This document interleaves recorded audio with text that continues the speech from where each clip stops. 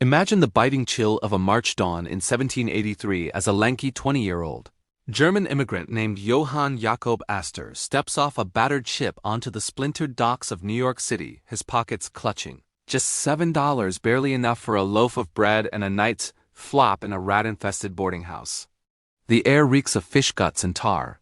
The skyline a jagged mess of wooden warehouses and brick taverns, buzzing with whispers of revolutions, hangover, and endless opportunity. Jacob, as he'll soon call himself, isn't dreaming of glory yet. He's fleeing a butcher's apprenticeship in Waldorf, where his father's cleaver swung like a sentence to mediocrity, and a restless heart pulled him across the Atlantic on a promise of reinvention. But in that fog-shrouded moment, as he shoulders his meager sack and eyes the fur-draped merchants haggling over beaver pelts that fetch fortunes in London and Paris, a flicker ignites. These aren't just animal hides, they're tickets out of obscurity, bridges to empires built on wilderness and whim. What if this wide-eyed boy, mocked for his thick accent and threadbare coat, could turn those pelts into the bedrock of a nation?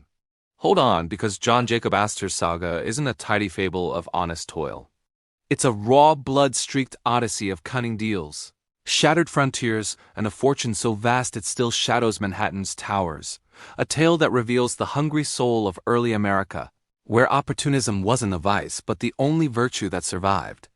Born on July 17, 1763, in the sleepy Palatinate village of Waldorf, Jacob was the youngest of 4 sons to a Catholic butcher father, Jacob Astor Sr., whose shop reeked of offal and regret. Life there was a grind, dodging French patrols during the 7 Years' War, scraping by on sausage sales while tales of American colonies lured the bold. Young Jacob apprenticed under his brother in London by 1779, learning the fur trade's dark arts, curing hides, blending scents to mimic exotic beasts, but the pull westward grew unbearable.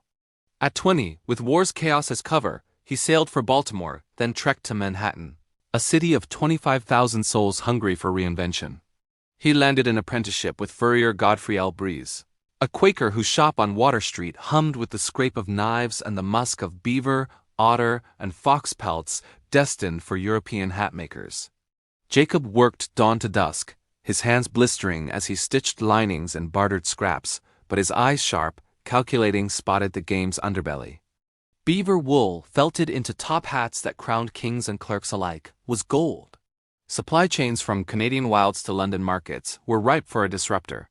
By 1784, he'd saved enough to go solo, renting a loft above a bakery where the scent of rising dough mingled with curing hides, a poetic start to a life of layered fortunes. That same year, fate dealt him a winning hand. Sarah Todd Cox, a 17-year-old butcher's daughter from a middling family, caught his eye at a market stall. She was no fragile flower practical, sharp-tongued, with a dowry of $300 and a ledger's mind that would tally his ledgers for decades. They wed in September 1785, in a simple ceremony at John Street Methodist Church, her savings buying their first cart and a brace of traps. Sarah's quiet fire steadied Jacob's gambles. While he roamed upstate trading posts, she'd hawk furs door to door in Manhattan, her basket heavy with pelts that whispered of untamed rivers. Their union birthed 8 children, but loss shadowed joy infant deaths, and a son's early grave testing Sarah's resolve, yet forging a partnership where her thrift balanced his audacity. By 1790, Astor was wholesaling to London, smuggling pelts past British tariffs during the Revolution's embers, his schooners dodging patrols in the Hudson's fog. Profits trickled in $10,000 by 1795, a sum that bought a modest Hell's Kitchen home, but Jacob hungered for monopoly. He saw rivals like the Northwest Company bleed each other dry in frontier skirmishes. Why not consolidate? In 1808, he chartered the American Fur Company, a bold stroke that pooled investors and agents into a machine devouring the Great Lakes trade. Posts from Michilimackinac to Prairie du Chien sprouted like weeds, his clerks hardened Scots and Yankee hustlers bartering rum, guns, and beads for pelts stripped from the land's veins. But the fur empire's heart beat in the wilds and Astor's ambition clawed westward. In 1810, he launched the Pacific Fur Company, a audacious bid to eclipse British rivals on the Columbia River. He poured $400,000, his life's stake, into the Tonquin, a 290-ton brig packed with 33 souls, trappers, clerks, and a fiery captain, Jonathan Thorne, whose temper matched the seas. They sailed around Cape Horn, enduring gales that snapped masts and fever that claimed lives. Docking at the mouth of the mighty Columbia in March 1811. There, amid rain-lashed pines, they hacked out Fort Astoria, named for its financier, a palisade of logs where hope curdled into nightmare. Thorne's arrogance poisoned deals with Chinook tribes, alienating allies with insults and overreach. When the Tonquin bartered north to Nuka Sound to Haida, raid in June erupted in carnage, the ship exploding in a fireball that lit the night, killing all but a handful who paddled. Home in canoes carved from grief. Astoria teetered, floods, scurvy, and whispers of war gnawed at morale. Then came 1812, Britain's declaration shattering supply lines. British frigates prowling the Pacific. Astor, back in New York pacing his counting house, penned frantic letters to Washington, pleading for naval aid, but politics favored the Eastern elite. By 1813, facing invasion, his partners sold Astoria to the Northwest Company for a pittance. The fort's flag lowered in a sting that tasted of betrayal.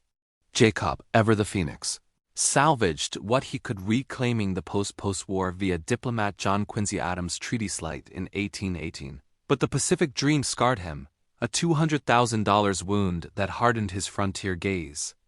Unyielding, Astor doubled down on the interior, turning the American Fur Company into a leviathan that choked competitors like a python. He flooded posts with cheap trade goods, mirrors, axes, woolens, undercutting Montreal outfits by 20%, then bought out the weak. The Missouri Fur Company in 1827, the Columbia in 1828. His agents, like the infamous Ramsey crooks, prowled the Missouri's bends, strong-arming trappers into exclusive deals, while whiskey flowed like water to loosen native hands. The Mandan, the Sioux traded pelts for firewater that bred despair. Villages hollowed by addiction and the pox that followed. Astor knew the rot. Letters from the field dripped with it, clerks confessing to liberal potations that sealed bargains amid the smoke of peace pipes turned poison. Violence shadowed profit. Ambushes on rival boats, scalps taken in the Dakotas, and an 1835 congressional probe into his predatory tactics that branded him the landlord of the West. Yet Congress, lobbied by Astor's silver-tongued envoys, stopped short of seizure, passing instead the 1834 Indian Trade Act that booted foreigners but let him pivot. By 1834, with beaver hats fading to silk's allure, he sold the company for $100,000 plus inventory, a tidy exit from a trade that had minted him $3 million, but left rivers stripped and tribes fractured, echoes of empire's costs that still haunt the heartland. All the while, Astor's true north gleamed in Manhattan's mud-churned streets. Real estate, the silent wealth that outlasted fashions. He'd dipped toes early buying a farm in 1799 for $5,000. Subdividing into lots that tripled in value post-yellow fever scares, but the War of 1812 was his masterstroke. As British ships blockaded the harbor and fires razed blocks, panic plunged land prices to whispers. Astor scooped bargains, a third of Broadway's West Side for pennies, warehouses on Pearl Street that would birth skyscrapers. He wasn't building homes. He was betting on the city's pulse, immigrants flooding wharves, merchants craving vaults for spices and silks. By 1820, his portfolio spanned 700 acres, from Hell's Kitchen to the Bowery, leased to butchers and bankers at yields that compounded like interest on a king's ransom. Sarah, his anchor, managed the rents from their growing mansion at 8 Lafayette Place, her ledgers a fortress against Jacob's wilder whims.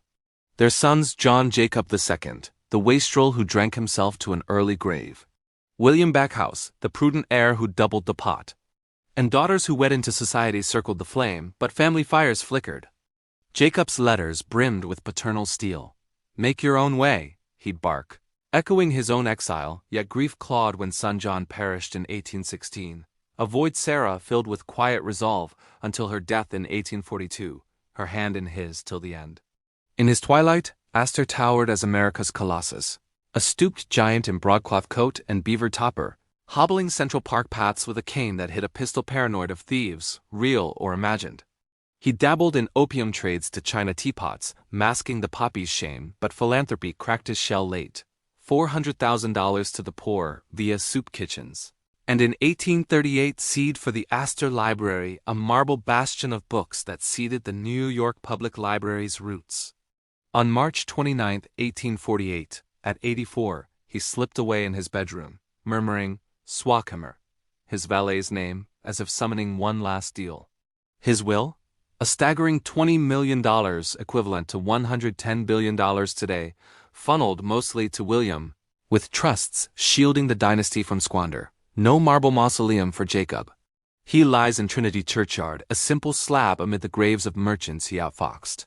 His fortune the true monument, Manhattan's grid etched by his greed, a city rising on land he claimed when others fled. John Jacob Astor's Arc from Waldorf, Shadows to Godam. Landlord mirrors America's own. A nation's opportunism, where beaver blood bought bricks, and vision veiled the venom. He taught us diversification's quiet power, the art of buying low in chaos, and the grit to turn exile into empire. Stories like his, laced with triumph and its toll, remind us wealth's roots run deep and thorny. If they stir that frontier fire in you, linger a moment, hit subscribe, and let's unearth more veins of history's gold together. Next time, we chase the black tide that swallowed rivals whole. John D. Rockefeller's oil monopoly, from Baptist hymns to antitrust thunder and a fortune that eclipses even Astor's ghost. What's the boldest bet you'd make on tomorrow's boom? Share below. We're building this trail together.